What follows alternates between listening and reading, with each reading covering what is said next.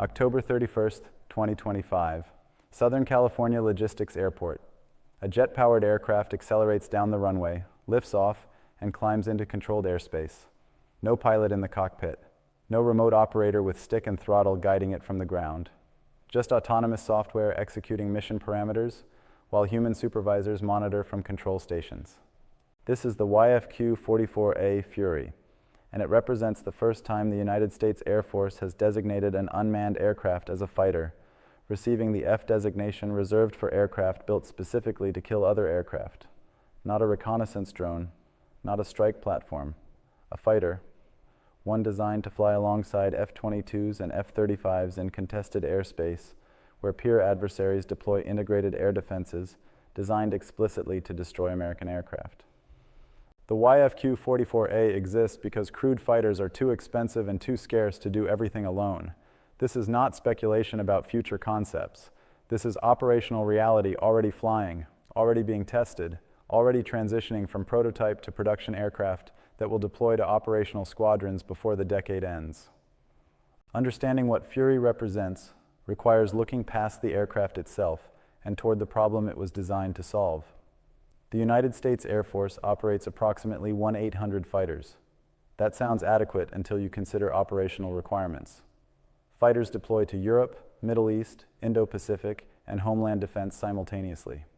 They require maintenance, undergo upgrades, support training pipelines, and rotate through deployment cycles that limit how many aircraft are combat ready at any given moment.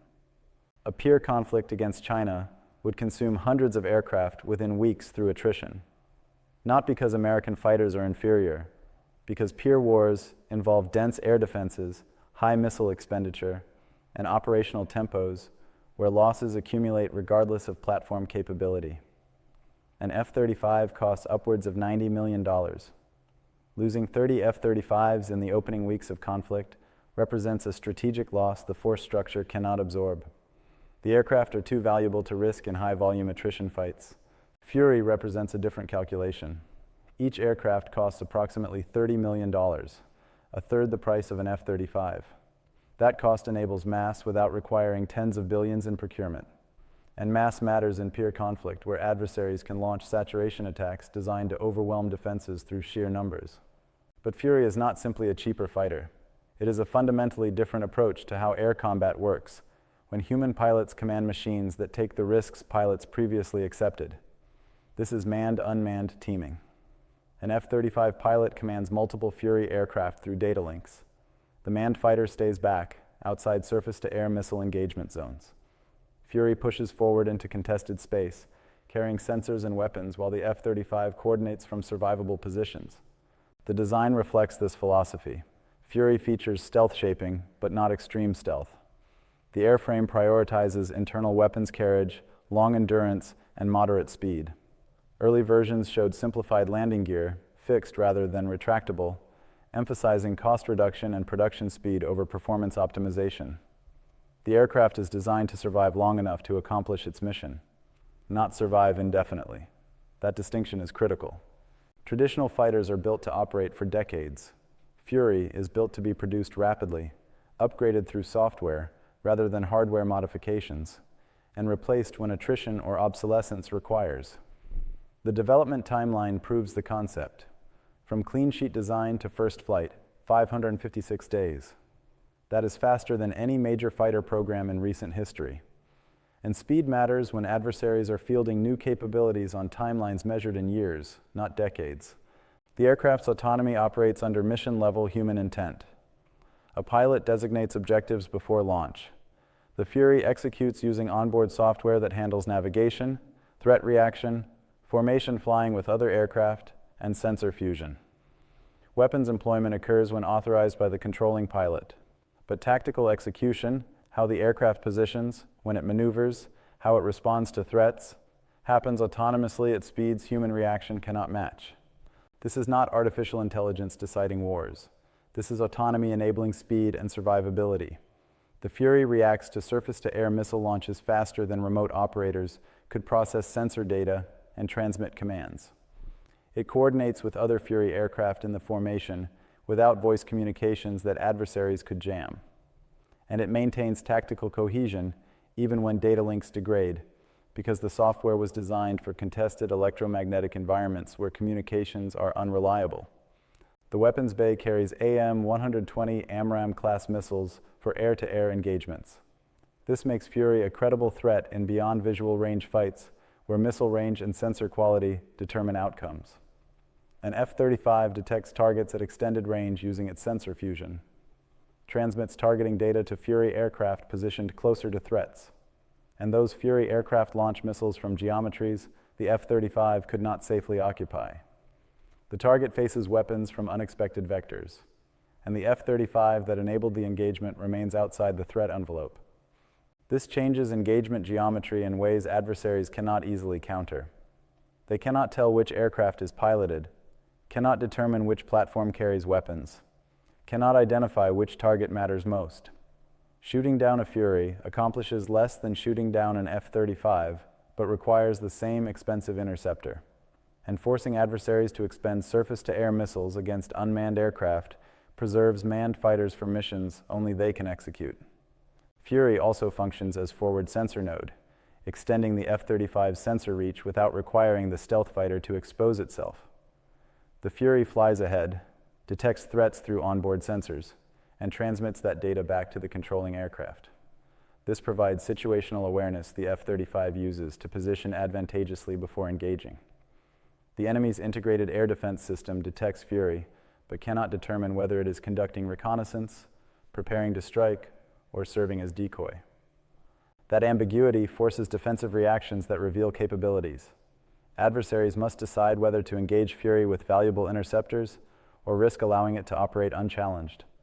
Engaging waste missiles on unmanned platforms, ignoring creates vulnerability to strikes those platforms might execute, and the decision timeline compresses because Fury operates at jet speeds requiring immediate response. The cost mathematics change everything. Losing an F-35 is a political and strategic event. Congressional inquiries, media coverage, strategic reassessment of force employment. Losing a Fury is an operational data point. The mission continues. Additional Fury aircraft compensate, and production replaces losses faster than traditional acquisition timelines allow. This is attrition planning that accepts losses as inherent rather than catastrophic. An F-35 pilot commanding 4 Fury aircraft can afford to lose 2 Fury platforms while accomplishing the mission and surviving personally. That calculus enables aggressive tactics that would be unacceptable if every aircraft carried a pilot whose loss represents years of training investment and irreplaceable experience. The production approach reflects this philosophy. Anduril designed Fury using commercial off-the-shelf components where possible. The engine is a business jet power plant, widely available, well understood, maintainable through existing supply chains.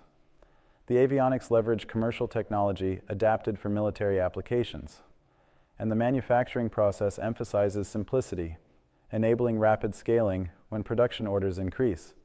The Air Force plans to acquire between 100 and 150 Increment 1 aircraft, but the long-term vision encompasses 1,000 or more collaborative combat aircraft across multiple increments with different requirements.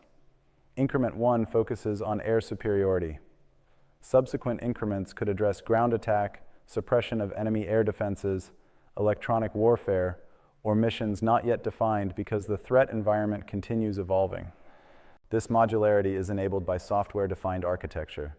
Fury runs Arsenal OS, Anduril's common software backbone linking design, production, and operations. When requirements change, software updates modify capability without redesigning airframes. When new sensors become available, integration happens through software rather than structural modifications. And when tactical lessons emerge from testing or combat, doctrine updates propagate through the fleet via software rather than hardware retrofit programs requiring years. The competitive dynamic with General Atomics' YFQ-44A ensures neither company becomes complacent. Both designs are flying. Both are being tested. And production decisions in fiscal year 2026 will determine whether the Air Force procures one design, the other, or a mix of both. Competition drives innovation, accelerates delivery timelines, and ensures the service gets capability matching requirements rather than accepting compromises inherent in sole source programs. The strategic implications extend beyond individual aircraft. Fury changes how the Air Force thinks about force structure. Previously, capability equaled platforms. More F-15s meant more capability. More F-35s meant better capability. But platforms are expensive, require extensive logistics, and scale slowly. Fury represents capability that scales through production rather than procurement, building more aircraft faster rather than buying fewer aircraft over longer timelines. This also enables distributed operations under Agile Combat Employment Doctrine. Traditional air bases concentrate aircraft, maintenance, and logistics. That concentration creates vulnerability. One strike disables an entire wing. Fury can operate from austere locations with minimal support infrastructure. Small teams maintain the aircraft. Software handles pre-flight checks. And dispersed operations complicate adversary targeting by forcing them to locate and strike dozens of small detachments rather than a few large bases. The aircraft is not replacing pilots. It is multiplying them. One F-35 pilot commanding multiple Fury aircraft generates combat power that would traditionally require an entire flight. That pilot stays survivable while projecting effects across wider areas. And when one Fury is lost, the pilot remains alive to continue commanding remaining aircraft and contributing to the mission. The doctrine emerging from testing emphasizes this reality. Fury operates under constraints set by human commanders. It does not decide political targets, does not determine strategic objectives, does not operate without authorization. But within those constraints, it executes faster, more consistently, and with less hesitation than human operators, managing multiple tasks simultaneously under combat stress. Testing at Edwards Air Force Base and Nellis Air Force Base's Experimental Operations Unit is refining how Fury integrates with crewed fighters. How many Fury aircraft can one pilot effectively command? What autonomy levels work in different threat environments? How data link degradation affects coordination? And what happens when adversaries attempt to jam, spoof, or otherwise disrupt communications between controlling aircraft and unmanned wingmen? The answers matter because adversaries are watching. China is developing unmanned combat aircraft. Russia is fielding autonomous systems. And the competitive dynamic is driving innovation across multiple nations simultaneously. The first country to operationalize effective manned-unmanned teaming gains asymmetric advantage. And that advantage compounds as doctrine matures and operational experience reveals tactics adversaries cannot easily counter. Fury is not important because of what it is today. It is important because of what it proves is now possible. Fighters do not need pilots in every cockpit. Attrition does not require catastrophic losses.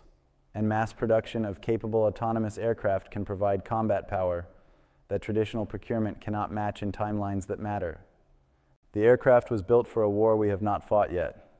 But the war it was built for is the one peer adversaries are preparing to fight. High-intensity conflict where losses accumulate rapidly, where expensive platforms cannot be risked freely, and where operational tempo demands capabilities. Traditional force structures cannot sustain. Fury represents the Air Force's answer, not the final answer, but the first operational answer to a problem that has existed since peer conflict became plausible again.